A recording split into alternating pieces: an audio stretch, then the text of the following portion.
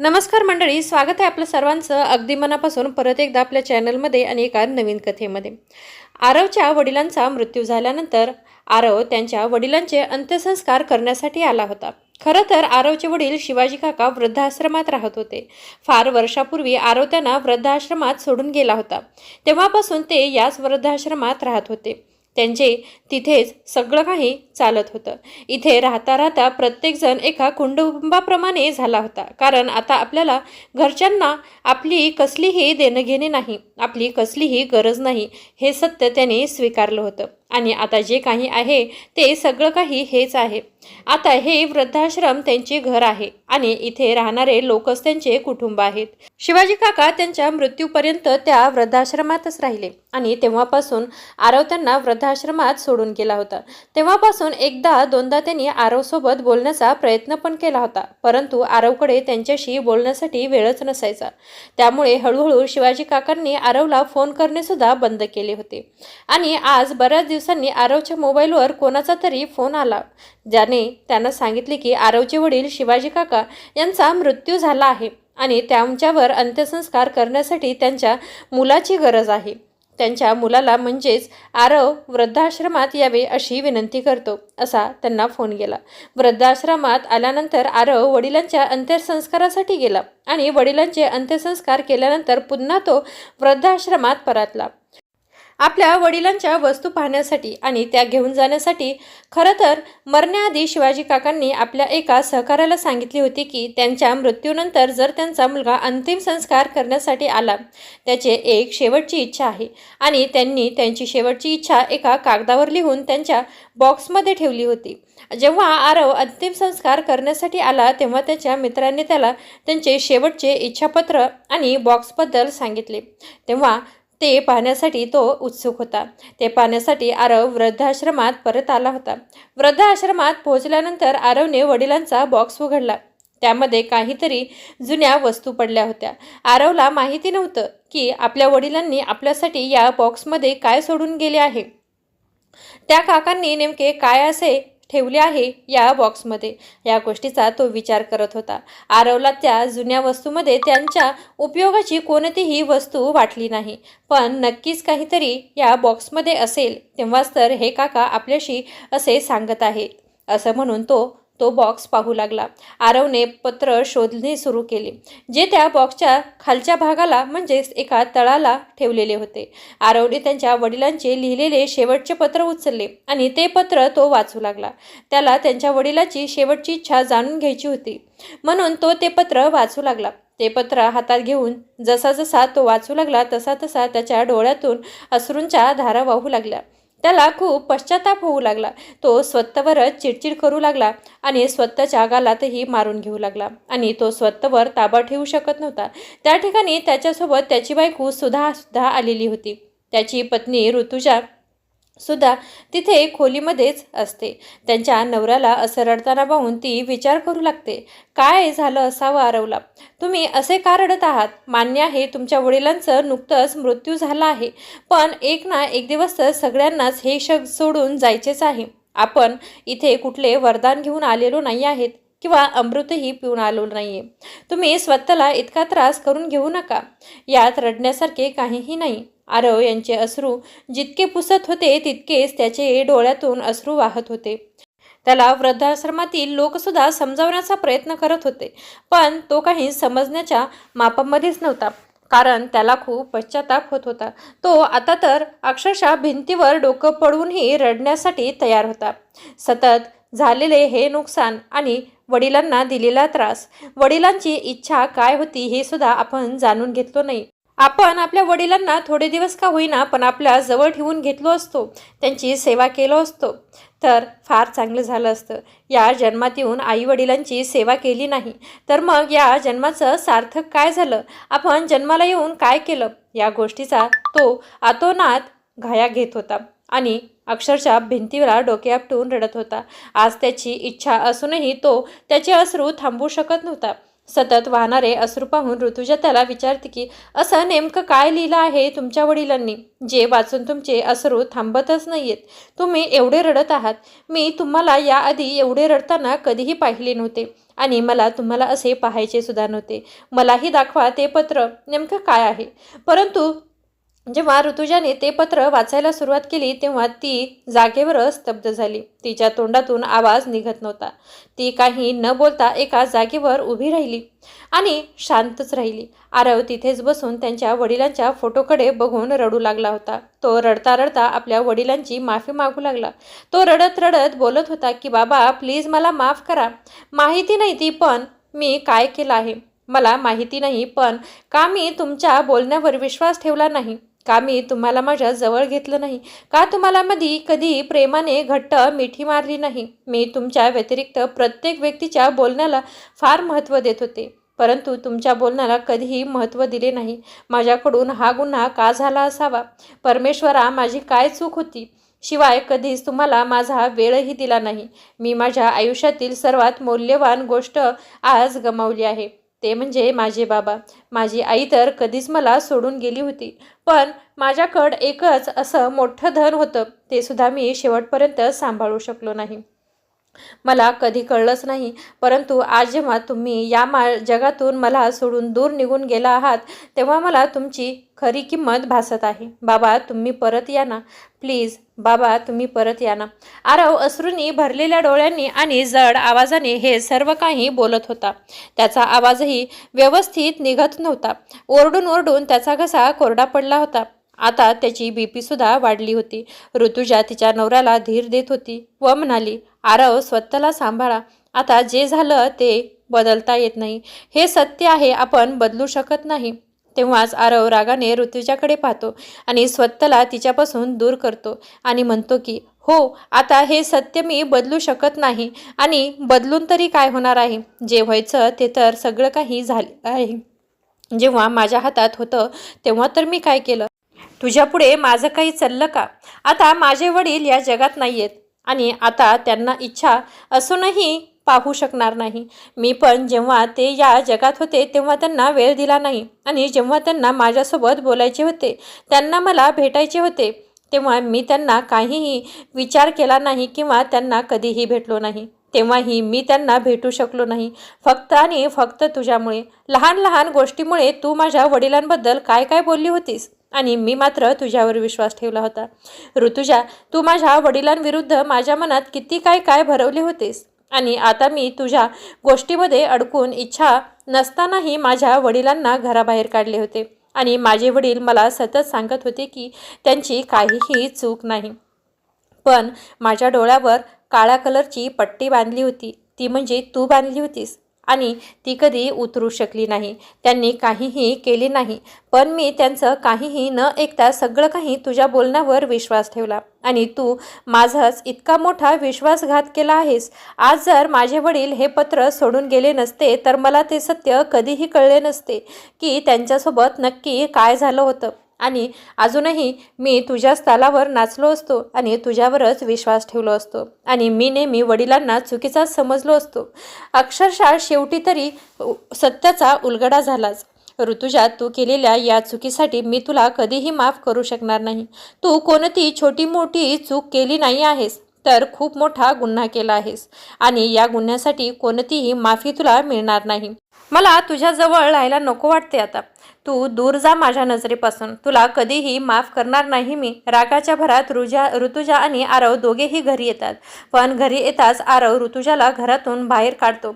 ऋतुजा रडत रडत घरातून निघून जाते आणि 4-5 दिवस ती घरी येतच नाही. माहिती नाही ती कुठे राहते. तिच्या माहेरीही गेली नव्हती आणि दुसऱ्याच दिवशी ऋतुजाला घेऊन तिची आई आणि भाऊ आरवच्या घरी येतात. ते ऋतुजाची आई वडील आरववर ओरडून बोलतात, माझी मुलगी 4-5 दिवस कुठे होती आणि जी 6व्या दिवशी घरी आली आहे ती पण एवढी थकून आणि तिची अवस्था एवढी विचित्र कशी काय झाली. तुमची कशी हिंमत झाली माझ्या मुलीसोबत असं वागण्याची. तुम्ही तिला नक्की काय समजून ठेवलं आहे. माझी ती मुलगी आहे. तुम्ही माझ्या मुलीला धक्के देऊन घराच्या बाहेर काढले. तुमची हिंमत तर कशी झाली. तुम्हाला माहिती आहे ना मी तुमच्यासोबत काहीही करू शकते आणि मी कुठल्याही हद्दीला जाऊ शकते माझ्या मुलीसाठी. तेव्हा आरव रागातच म्हणाला की काय करणार तुम्ही? बोला बोला, आता तुम्ही काय करणार आहात? जे काही करायचं होतं ते सगळं काही तुमच्या मुलीने आधीच केलेलं आहे आणि हेच तुमचे संस्कार आहेत. तुमच्या संस्कारातून तिचं वागणं सगळं काही दिसून येतं. काय करू शकता तुम्ही? तुम्हाला जे काय करायचं आहे ते करा, पण आत्ता या बाईला मी माझ्या घरात राहू देणार नाही. तुम्हाला माहिती आहे तुमच्या मुलीने नेमकं काय केले आहे.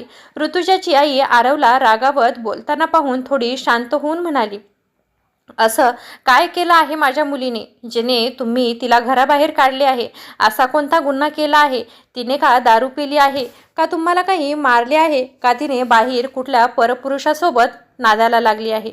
खरंच जर तुमच्यात हिंमत असेल तर सांगा ना, तिनं असं काय केलं आहे माझ्या मुलीने ज्यामुळे तुम्ही तिला घराबाहेर हकलून दिले आहे? तेव्हा आरव सासूला म्हणाला की हे तुम्ही तुमच्या मुलीला का नाही विचारले? तिने तुम्हाला सगळं काही सविस्तर सांगितलेच असेल ना, तिने काय केले आहे? ऋतुजा खाली मान घालून उभी असते. तेव्हा आरवची सासू पुन्हा त्यांच्याकडे पाहते. तेव्हा आरव म्हणतो की ही तर काही सांगणारच नाही तुम्हाला. आता शेवटी मलाच पाऊल उचलावे लागेल आणि मलाच तुम्हाला सांगावे लागेल. पण मी सांगतो तुम्हाला तिने काय केले आहे. खरं तर तुमच्या मुलीला सुरुवातीपासूनच एकटे राहणे खूप आवडते आणि माझ्या वडिलांचं घरात राहणे तिला अजिबात आवडत नव्हते आणि तिने त्यांना राहूसुद्धा दिले नाही. तुमची मुलगी मला नेहमी सांगायची की आपण बाबांना वृद्धाश्रमात का ठेवत नाही, त्यांना आपण वृद्धाश्रमातच सोडूया. पण मला माझ्या वडिलांना वृद्धाश्रमात ठेवायचे नव्हते, पण तुमच्या मुलीमुळे त्यांना मला वृद्धाश्रमात सोडावेच लागले. मग हळूहळू ऋतुजाने डाव खेळायला सुरुवात केली जेणेकरून माझे वडील माझ्या नजरेत वाईट होतील. ऋतुजाने खूप डावपेच खेळले, पण जेव्हा त्यांचे काहीही झाले नाही तेव्हा तिने वडिलांना त्रास द्यायला सुरुवात केली.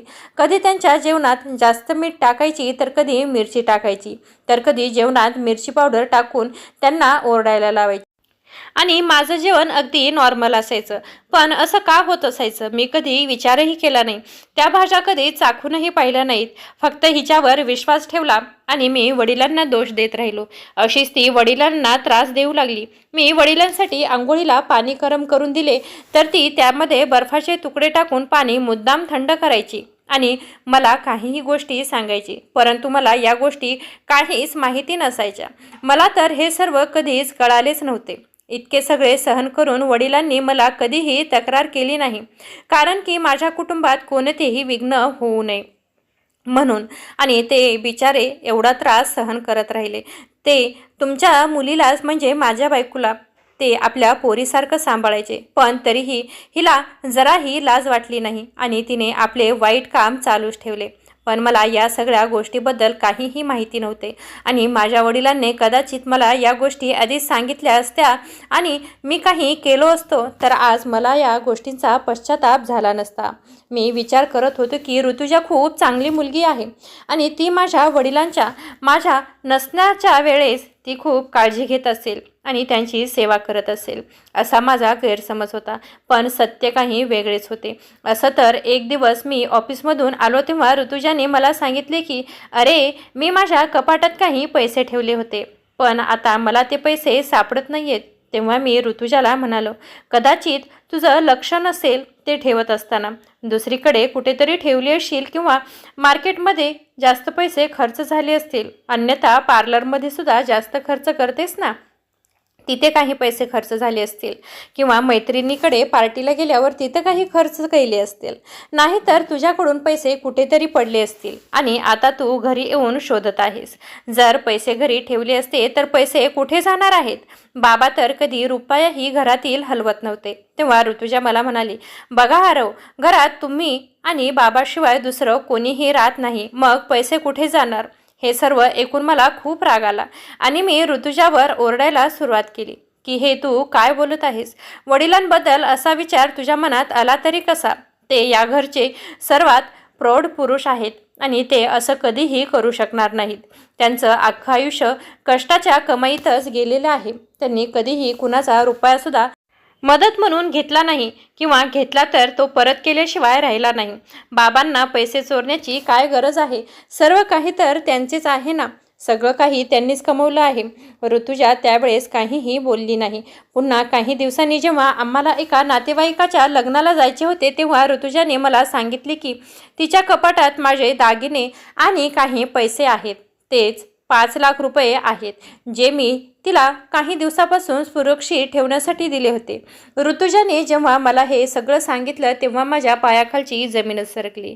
कारण मी नवीन कार विकत घेण्यासाठी माझी वर्षभराची कमाई वाचवली होती आणि त्याच पैशातून मला नवीन कार घेण्याची इच्छासुद्धा झाली होती. अनेक वर्षापासून जोडलेले पैसे अचानक गायब झाले होते. हे काही साधी गोष्ट नव्हती, कारण मी रुपया कष्टाने जोडला होता. त्यामुळे मी खूप काळजीत पडलो होतो आणि ऋतुजाला म्हणालो, ऋतुजा बघ, कुठेतरी ठेवले गेले असतील पैसे चुकून तुझ्याकडे आणि तुझ्या लक्षात नसेल. आणि मीही ऋतुजा दोघेही वेड्यासारखे संपूर्ण घर पैसे शोधू लागलो. पण आम्हाला ना पैसे मिळाले ना ऋतुजाचे दागिने. तेवढ्यात बाबा बागेतून फिरून नुकतेच घरी येऊन आराम करत सोफ्यावर पडले होते आणि ऋतुजा बाबांना पाहताच म्हणू लागली, आरव, आज जर तुम्ही काहीही बोललात तर मी चोर पकडल्याशिवाय राहणार नाही. तुम्ही बघाच फक्त आणि फक्त मी कसा चोर बाहेर काढते. असं म्हणत ऋतुजा बाबांच्या खोलीमध्ये शोधू लागली. बाबा म्हणाले की तुम्ही हे सगळे काय करत आहात? माझ्या खोलीमध्ये अशी अचानक सापचाचापी का करत आहात? आणि असं अचानक माझ्या खोलीतलं सगळं सामान का हलवत आहात? परत ते मला सामान लावायला खूप त्रास होईल बाळांनो. तेव्हा ऋतुजा म्हणाली की ती चोरीला पकडण्याचा प्रयत्न करत आहे. तो चोर कोण आहे हे मी नक्कीच या घराबाहेर काढणार.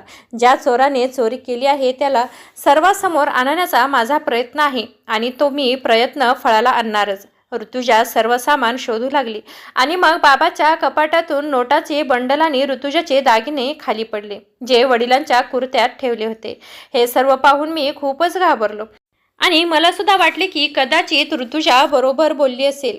मीच तिला चुकीचे समजत होतो. या सर्व गोष्टीचा मी विचार करून मी ऋतुजाच्या म्हणण्यानुसार बाबांना वृद्धाश्रमात पाठवून दिले, तेही कायमचेच. त्यानंतर मी कधी त्यांना भेटण्याचाही प्रयत्न केला नाही. जेव्हा बाबा मला वृद्धाश्रमात जायला तयारच नव्हते, ते मला कायम विनवणी करत होते, तेव्हा मी स्वतः त्यांचे कपडे पॅक केले आणि त्यांना म्हणालो की एकतर तुम्ही स्वतः खोलीतून बाहेर जा, अन्यथा मला मजबुरीने तुम्हाला धक्के मारून घराबाहेर काढावे लागेल. एवढे बोलून मी खोलीतून बाहेर पडलो आणि काही वेळाने वडीलही त्यांची बॅग घेऊन खोलीतून बाहेर पडले. बाबांचे डोळे पूर्णपणे सुजले होते. ते रात्रभर रडत होते आणि आईच्या आठवणीत ओरडत होते की मी आजपर्यंत असं कधीही केलं नाही. तू मला या जगामध्ये एकटं का सोडून गेली आहेस? मी या सर्व गोष्टी आता कुणासोबत मांडायच्या? आपला मुलगा तर मी काहीही बोललं तरी तो ऐकायला तयारच नाही. त्याला सगळं काही त्याच्या बायकोचंच खरं वाटतं. ते वारंवार हात जोडून आईचा फोटो काळजाला लावून रडत होते. बाबा एवढे सांगत होते की माहिती नाही बेटा, सर्व सामान माझ्या कपाटात कसे आले आहे, हे सर्व कोणी केले आहे या गोष्टीची मला काहीही कल्पना नाही. हे सर्व का आणि कोण केले आहे ते मला माहिती नाही. परंतु मी तुमच्या मुलीच्या बोलण्यात अडकून त्यांचे काहीही म्हणणे ऐकले नाही आणि त्यांना कायमचे वृद्धाश्रमात घेऊन गेलो. बाबा मला पूर्ण रस्त्यात सांगत होते की बाळा, मी काहीही केले नाही, यात माझा काहीही दोष नाही. हवे तर तू मला वृद्धाश्रमात सोड, पण हा डोक्यातून गैरसमज काढून टाक. मला वृद्धाश्रमात पाठवू नकोस. मी घरच्या कुठल्याही कोपऱ्यात पडून राहायला तयार आहे. मी फक्त तुमचा चेहरा पाहून जगेन. मला तुझ्यापासून दूर करू नकोस. तुझ्या आईच्या मृत्यूनंतर माझा एकटा आधार तूच आहेस. मी कोणाकडे बघून जगायचं? तू पण मला असं सोडलं तर मी जगू कसं शकणार? बाबा मला पुन्हा पुन्हा सांगत होते, पण मी तुमच्या मुलीच्या सांगण्यावरून त्यांना खरंच वृद्धाश्रमात नेऊन सोडले आणि पुन्हा मागे वळून कधीच पाहिले नाही. आणि आत्ता 2 वर्षापूर्वी वृद्धाश्रमाच्या मॅनेजरने जेव्हा मला फोन केला आणि मला सांगितले की तुमच्या वडिलांचा मृत्यू झाला आहे, तेव्हा मी वृद्धाश्रमात पोहोचलो.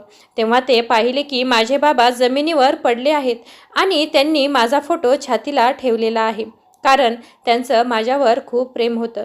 खरं तर ज्यांनी बाबांना सकाळी सगळ्यात आधी उठून पाहिले होते तेव्हा त्यांच्या नजरेसमोर काहीतरी वेगळंच चित्र दिसलं होतं.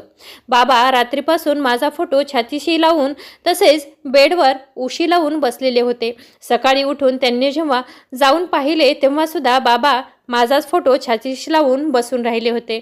माझा फोटो छातीशी धरून बसले होते.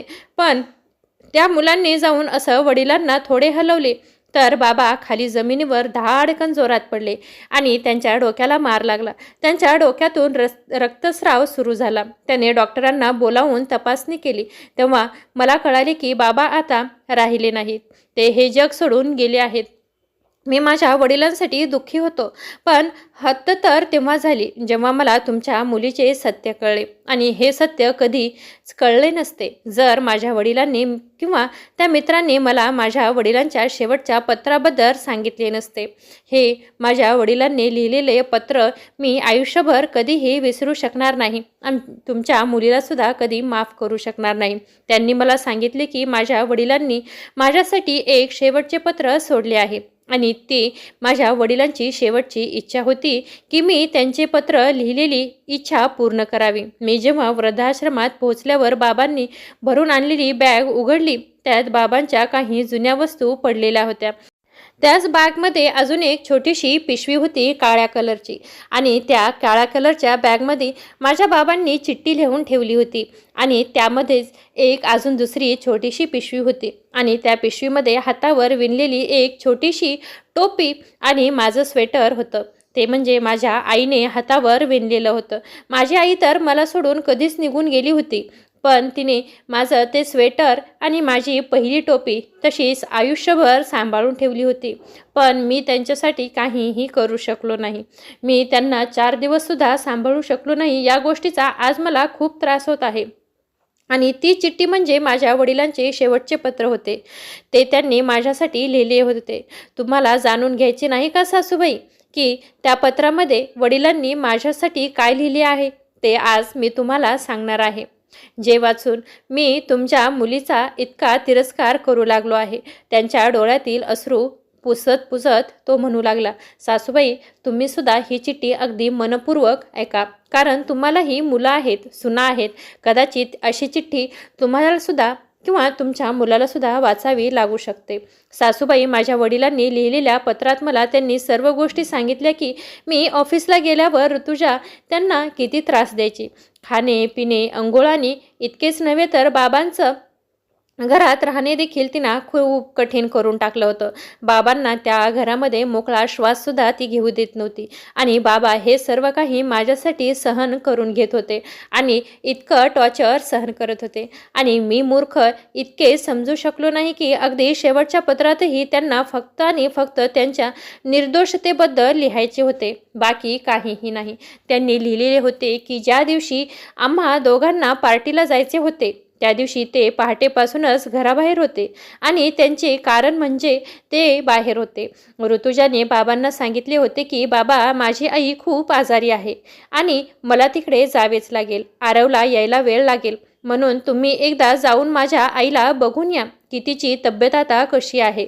वडिलांनी माझ्याशी बोलायला सांगितले, पण ऋतुजाने माझे त्यांच्याशी बोलणे काहीही होऊ दिले नाही आणि म्हणाली की माझा फोन सापडत नाही. तेव्हा बाबा तुमच्या घरी गेले होते कारण की तुमची चौकशी करण्यासाठी ऋतुजाने त्यांना तुमच्या घरी पाठवले होते. आरवची सासू म्हणायला लागली, तुम्ही कुठल्या दिवसाबाबत बोलत आहात? आरवने त्यानंतर सासूबाईला तारीख सांगितली आणि म्हणाला, मी त्या दिवशीची गोष्ट करत आहे सासूबाई.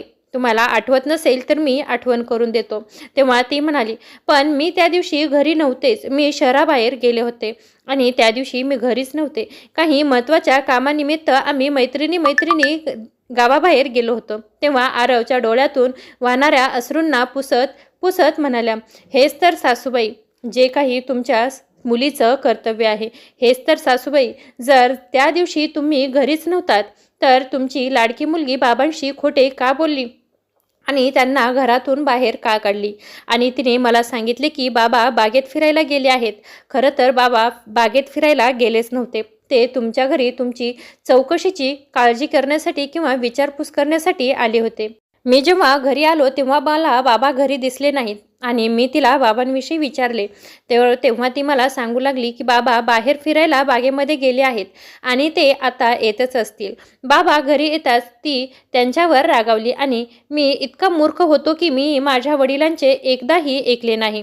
ते बिचारे मला समजावत राहिले, पण बायकोच्या बोलण्याने मी इतका आंधळा झालो होतो की मला काहीही दिसत नव्हते. माझ्या डोळ्यामध्ये तेल ओतलं होतं. माझ्या मनात या सुद्धा विचार आला नाही की ऋतुजाला कसे कळले कपाटाच्या कोणत्या भागामध्ये आणि कुठे दागिने ठेवले आहेत बाबांनी.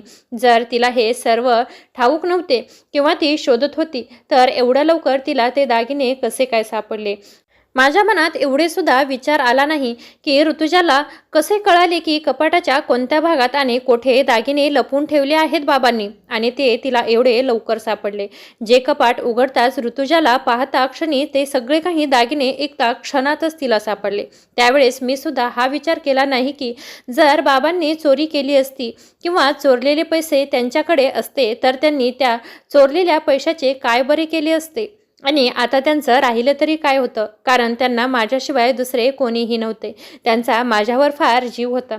ते अजूनही 4-2 रुपये जरी कुणी पाहुण्या रवळ्याने दिले तरी ते माझ्यासाठी खर्च करत होते, कारण त्यावेळेस माझा मेंदूच काम करणं बंद करत होता. म्हणतात ना, वाईट वेळ सांगून येत नाही, पण माझा वाईट काळ नुकताच सुरू झाला होता आणि माझ्या मूर्खपणामुळे माझ्या वडिलांचा देखील वाईट काळ सुरू झाला होता. त्यांना स्वतः माझ्यामुळे नको नको त्या गोष्टी आयुष्यात झेलाव्या लागल्या. मी माझ्या वडिलांचे जीवन नरक बनवले. एवढं सगळं लिहून माझ्यावर बाबांनी त्यांची शेवटची इच्छा या पत्रातून लिहून ठेवली होती. आणि तुम्हाला माहिती आहे का सासूबाई की त्यांची इच्छा काय होती? त्यांची शेवटची इच्छा हीच होती, मी तुमच्या मुलीला घरातच ठेवावं आणि माझ्या कुटुंबासोबत आनंदाने राहावं. तुमच्या मुलीला घराबाहेर काढलं तर घर माझं उद्ध्वस्त होईल. हाच त्यांचा शेवटचा विचार आणि एवढा सुलभ विचार होता. अशी शेवटची इच्छा त्यांनी लिहून ठेवलेली होती. त्यांना फक्त त्यांचे निर्दोषत्व माझ्यासमोर सिद्ध करायचे होते आणि माझ्या मनातून त्यांची वाईट जी काही इमेज होती ती त्यांना काढून टाकायची होती. त्यांनी तुमच्या मुलीला गुन्हेगार सिद्ध केलं नाही, तर त्यांनी स्वतःला फक्त निर्दोष सिद्ध केलं. आणि त्यांचे माझ्यावर किती प्रेम आहे जे मी कधीही पाहू शकलो नाही. आई वारल्यापासून त्यांनी मला प्रत्येक क्षणभर ही कमीपणा जाणवू दिला नाही की मला आज या जगामध्ये आई नाही, पण मी माझ्या वडिलांना त्यांच्या शेवटच्या क्षणीही सन्मानाने जीवन जगू दिले नाही.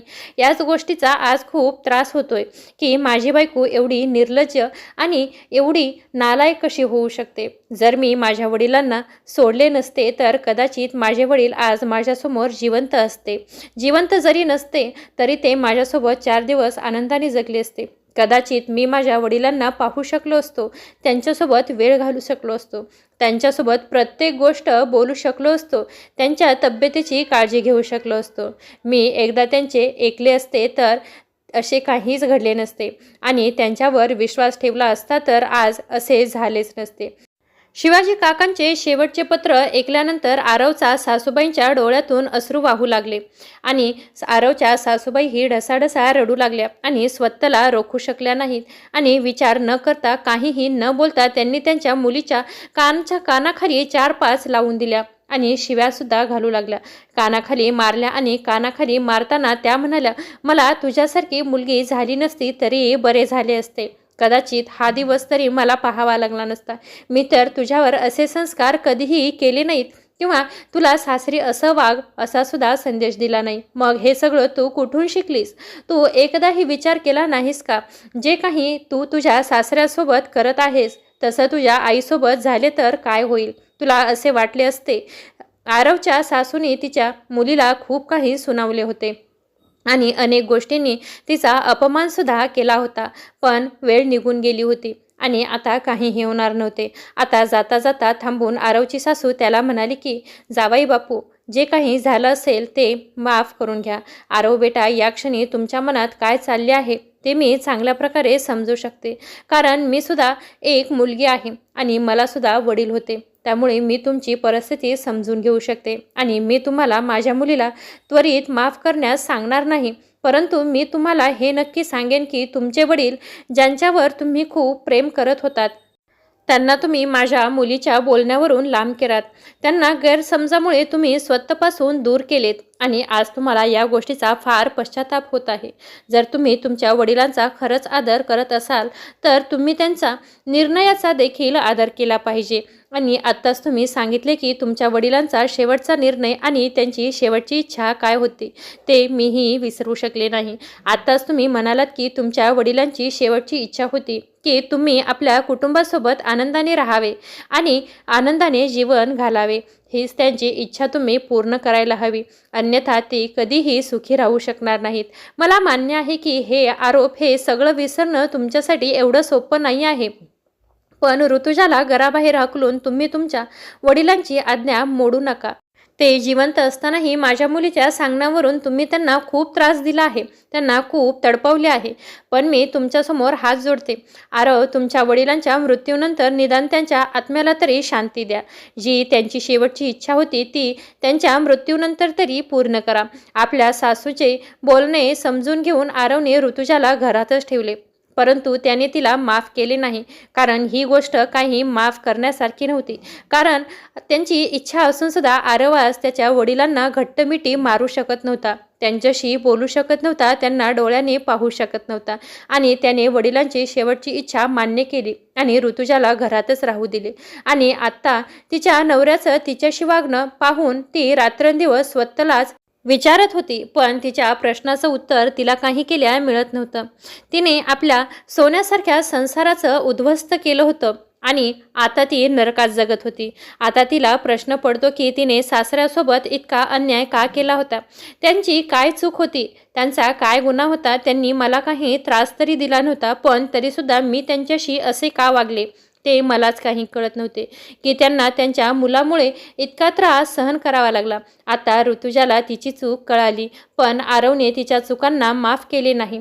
पण ऋतुजाला आशा आहे की एक ना एक दिवस आरव तिला नक्कीच माफ करेल, कारण आता ऋतुजा तिच्या सासऱ्यासारख्या इतर वृद्ध लोकांना मदत करण्यासाठी पुढाकार घेत होती आणि त्यांची सेवा करण्यामध्ये ती त्यांचा वेळ घालवत होती। पण आरव आजही तिच्यासोबत बोलत नाही। कदाचित ऋतुजाला तिच्या कृत्याची शिक्षा मिळाली आहे। मित्रांनो, कर्माचे फळ आपल्याला इथेच फेडावे लागत आहे। मित्रांनो, कथेच्या शेवटी एवढंच सांगू इच्छिते की कोणतीही गोष्ट स्वतःच्या डोळ्यांनी बघितल्याशिवाय किंवा स्वतः त्या गोष्टी अनुभवल्याशिवाय कोणत्याही गोष्टीचा टोकाचा निर्णय घेतला जाऊ नका, कारण त्याचे दुष्परिणाम खूप वाईट होतात। जसा आरवने हा टोकाचा निर्णय घेतला होता, स्वतःच्या बायकोच्या बोलण्यात येऊन त्याने वडिलांना वृद्धाश्रमात तर सोडले होते।